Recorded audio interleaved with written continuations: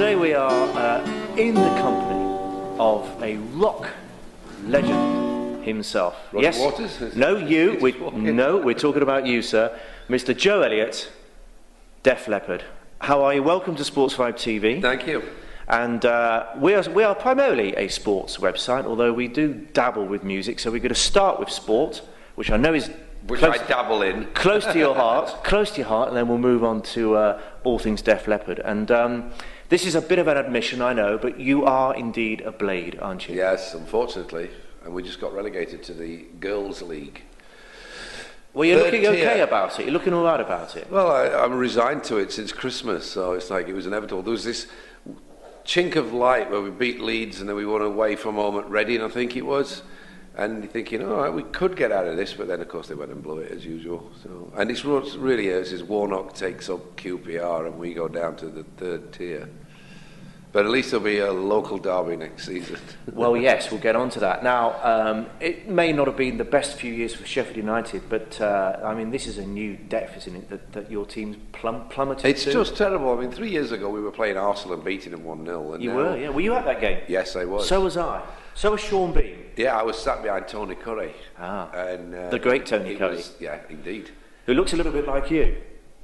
I look a little bit like he used to. As well. You've modelled yourself on Tony Curry. Actually, yeah. I used to wear my shirt out when I played soccer and socks down like he did. Okay. But, yeah, I was sat behind Tony and, you know, couldn't believe it. We actually held them off. And, in fact, Jagielka, we ended up selling to Everton, ended up going in the goal because Paddy Kenny got injured.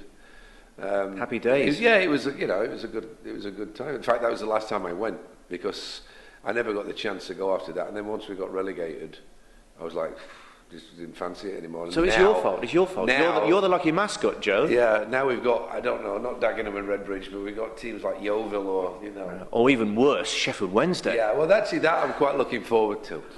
But at least it'll be a sellout at both Hillsborough and Bramall Lane. It will be. Now, it's the rest of the games that if we don't get straight back up, we might as well just jack it in. just jacking the whole thing. Just straight float, away. padlock Bramall Lane. Turned into like Accrington Stanley did, just disappear for 40 years.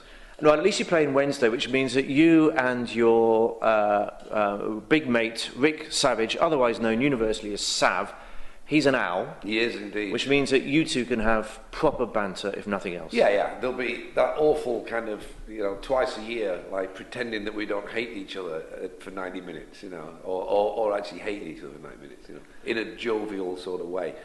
No doubt we'll be doing something. We won't be in the same room, so it'll all be text messages, or we'll be on tour trying to listen to it on some foreign website or something, unless it's on telly. If it's on telly, I can get it on my Slingbox and I can actually watch it. Well, it might be, but it's a bit, it's Div 1 now, isn't it? Yeah, but they still have those games on Friday nights. Yeah, and there'll be big crowds, won't they? Because if nothing else, Sheffield always pulls in the crowds. Yeah, those games are always going to be, well attended. It's just the scary stuff, like Chesterfield will be another decent. If Rotherham got promoted, we'd have been playing them as well. But I think it doesn't bear thinking about. Now, didn't Sav have trials actually with, ironically, Sheffield United? Yeah, he did. He was an apprentice there for a couple of years.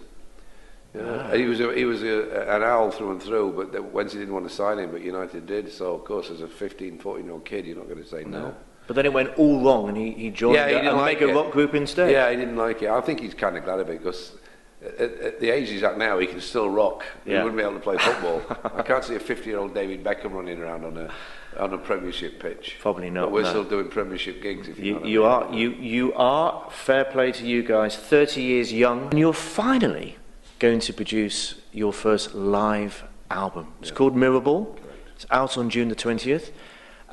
I suggest how do you play this? Loud, I guess, in a large room. Well, the thing is, we're very clever.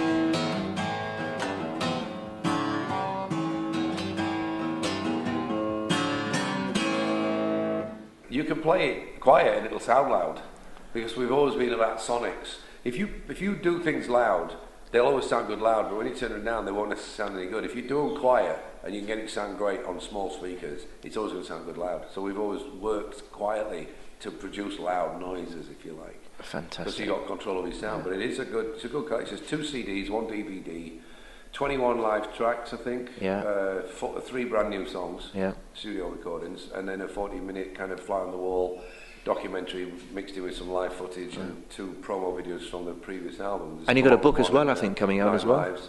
There's the coffee table book of Ross Halfin photos coming out on the 15th of June, I think, which is like a greatest hits package of photos. He came to Sheffield Crooks Workmen's Club.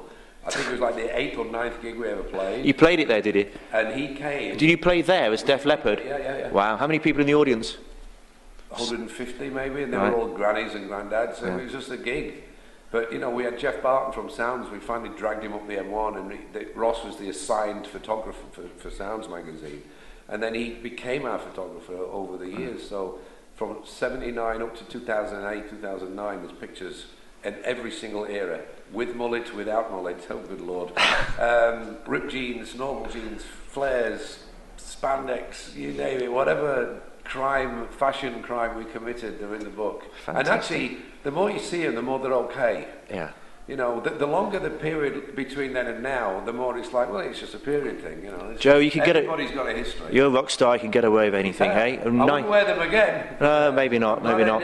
But let me tell you something as well. I mean, you must be despite everything you've achieved, 30 plus years on, you must be really excited about what you're about to do. You've just gone through everything. You've also got a couple of big gigs in Belfast and Dublin, and then we've also got the festival as well. I mean, presumably the juices are still flowing. Well, they are, because we took a year off. We basically haven't done a gig since September 2009. We'd been on the road for 5 years, and it was time to stop. It really was. I was getting to the point where I was going to start screaming, going, I can't do this anymore. So before it got to that kind of situation, we decided we're going to take 2010 off the road. It didn't mean we weren't working, because come September of 2010, we were mixing this record, we were recording the new songs, we were approving the book.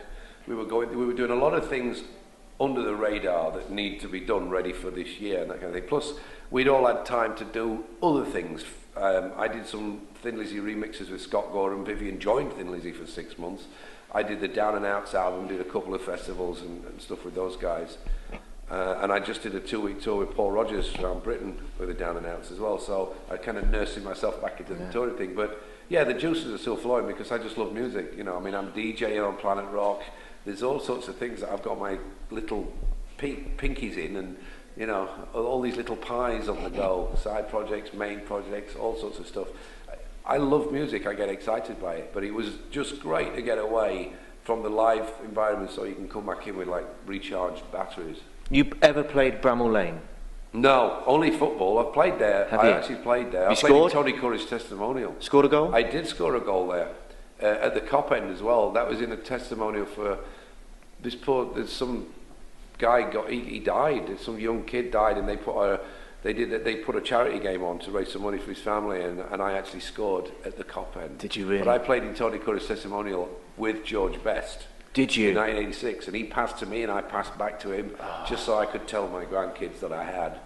I was playing for the Dennis Waterman Celebrity 11, that's how I managed to wangle my way into that one. But there was Georgie Best and Frank Worthington, there were some great people. All the legends. So 65 million albums sold worldwide, 2 albums that have sold over 10 million in the US, and you've played in a Tony Curry team, scored at Bramall Lane, and done a 1-2 with George Best. Yeah. You can die happy. I can, absolutely. It's you know, there's been a few moments like that where you do mad things. I mean, I got up on stage with Mott the Hoople, my favourite ever band, when we opened for them. 4 nights out of 5, I got up and did All the Young Dudes, and the one night I didn't get up, Ian Hunter went nuts and said, "Where the hell were you?" You know, I said, "I wanted to watch it from out front for once." Well, don't do it again. I mean, I've had some great moments. You know, doing Time of the Damned with Queen at the Freddie Mercury show in '92. You know, things that are Leppard related-ish, or I wouldn't have been able to do them had I not been in Def Leppard. Even the football thing, it wouldn't have meant anything had I not been in a band from Sheffield. I wouldn't have got to play in that game. But, you know, there was 18,000 people in Tony's testimony as well. My mum and dad were there watching it. It was And you scored, presumably it was a 30-yard screamer into the top corner of the net. Or it is now? It was a different game. This was the one for the kid that passed away, but there was nobody in to watch this one hardly, but it was a pass from Keith Edwards, and it was a screamer from about 18 yards. Was it? Yeah. So Happy that days. was okay. You know. Well, listen, Joe, pleasure meeting you today. Lots of good stories. Good luck for Sheffield United next year. Yeah, we're going to need it. Yeah, hope they bounce back up. More importantly, good luck for June, for the tour, for the album, for the book, for the multi-project that Def Leppard are about to hit the world with. Yeah. And Thank you. We'll catch up with you soon. Absolutely.